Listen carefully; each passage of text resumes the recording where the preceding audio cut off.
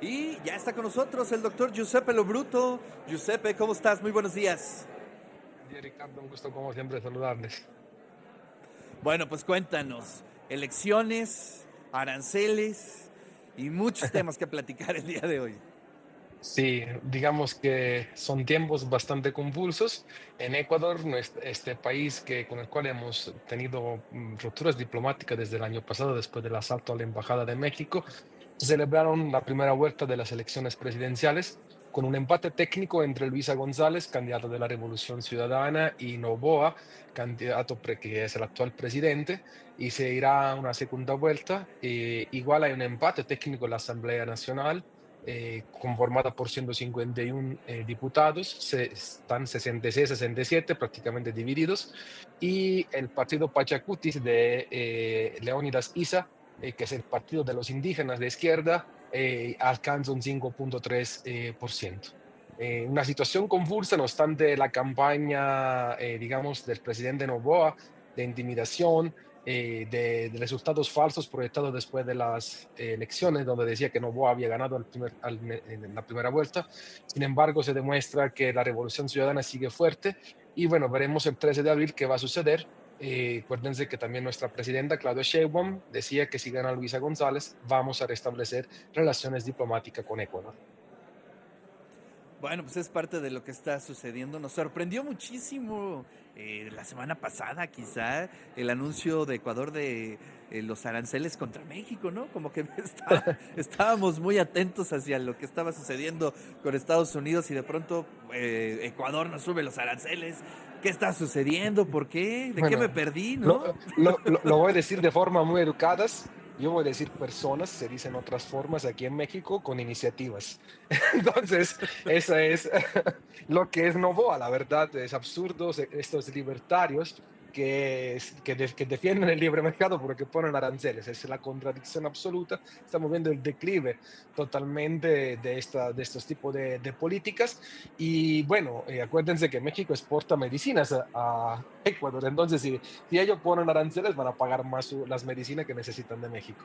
Es una lástima ver estas actuaciones, digamos, de manera ilógica por parte de Daniel Noboa. Acuérdense que es parte de la familia oligarca más importante, más fuerte de América, de las más fuertes en América Latina. Su papá fue también, lo he dicho en otras ocasiones, candidato a la presidencia y perdió contra Rafael Correa también. Y bueno, eso se da también en un contexto, de Ricardo, en el cual Donald Trump vuelve a insistir con los aranceles, no solo contra México y Canadá, sino contra todo el mundo, con acero y aluminio, amenazando, creo que solo Australia se salvaría, me parece, acabo de leer hace un momento, del 25%. Y bueno, la verdad, como le dijo Ebrard en una declaración de hace una hora, se tira un balazo en el pie, porque en el tema del acero y del aluminio, ellos, en la balanza de pago, en la balanza comercial, tienen digamos, algo favorable, no desfavorable en el término de los intercambios. Entonces, no sé hacia quién es el asesor de Trump, política proteccionista del siglo XX, que solo llevan a guerra y a tensiones. Y creo que este señor de veras está sorprendiendo a través de algo que me parece que Lula resumió en una frase, querido Ricardo. Él fue electo para ser presidente de los Estados Unidos, no para gobernar el mundo. Y hay una Claro. declaración de hace unos minutos, Ricardo, de China, diciendo que la comunidad internacional va a defender a Gaza y va a defender a que llegue ayuda humanitaria. Y poniéndole un alto a este señor loco, Trump, de querer comprar la franja de Gaza y sacar a 2 millones de personas, quién sabe a dónde, para querer hacer la Riviera de Gaza en sus sueños guajiros que tiene. Oye, también es interesante ver, digamos, los temas legales. Con este anuncio, con los aranceles que se anunciaron el día de ayer, se rompe prácticamente los acuerdos del Tratado de Libre Comercio y eso es, digamos, en términos legales muy complejo, ¿no? Sí, totalmente. Yo creo que el Tratado de Libre Comercio no se puede romper. Es muy, digamos, menos que hay una ruptura abrupta, casi una guerra entre países. Para romper el Tratado de Libre Comercio es muy complejo desde el punto de vista legal. De hecho, se tardarían más de un año, yo creo, para resolver las cuestiones legales. En mi opinión, esto que está haciendo Trump con México y Canadá es una presión para renegociar el Tratado de Libre Comercio con cláusulas a favor de Estados Unidos. Aunque es verdad que Trump, y se escuchó también en las declaraciones que hizo Trudeau con los empresarios, donde dejó los micrófonos abiertos, donde les decía que la amenaza de Trump de que Canadá sea el Estado 51 es real.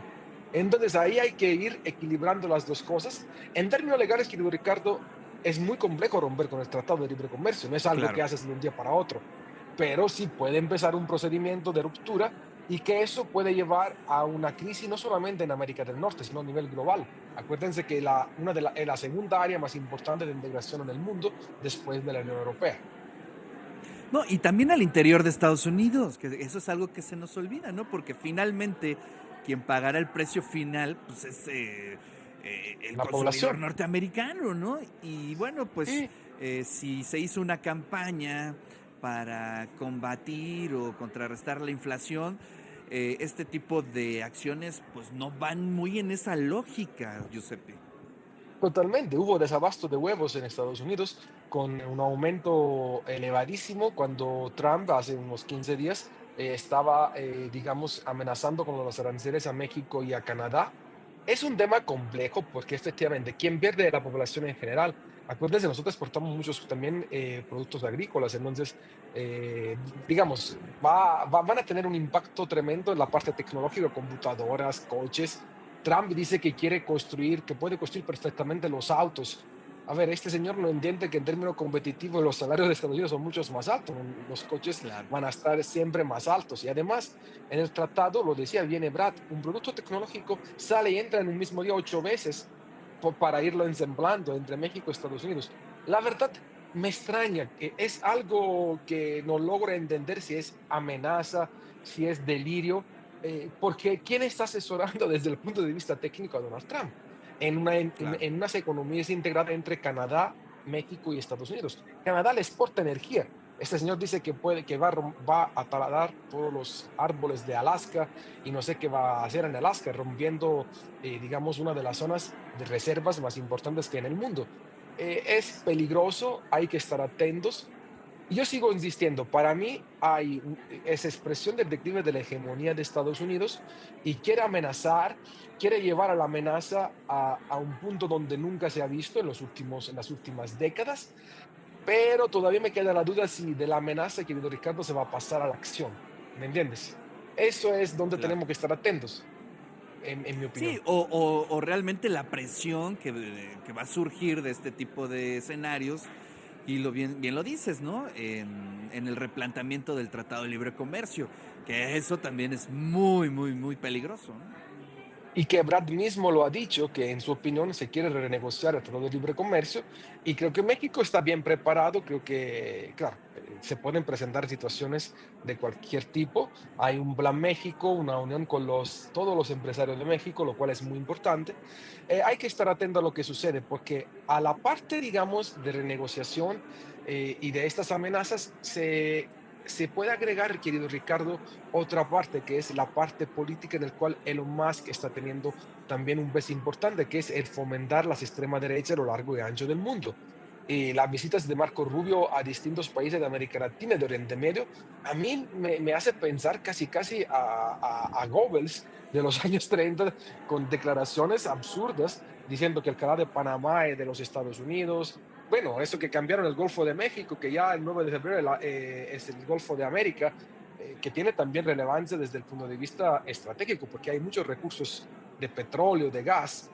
Entonces, esperemos que la comunidad internacional y que China sobre todo, porque China nunca habla, pero cuando habla hace temblar al mundo. Entonces, puedan poner un alto porque las guerras comerciales no llegan a ninguna solución, lo decíamos la semana pasada, llegan solamente a guerra, a tensiones y al final a cabo quien sufre es la población común. Giuseppe, pues te agradezco muchísimo este análisis y nos vemos por aquí el siguiente martes. A ver qué surge, ¿no? A ver qué tema surge, pero te agradezco mucho. Claro que sí, nos vemos el siguiente martes y mucha felicidad también a la Facultad de Ingeniería. Cuídense mucho. Un fuerte abrazo. Gracias, pues ahí está la voz del doctor Giuseppe Lobruto.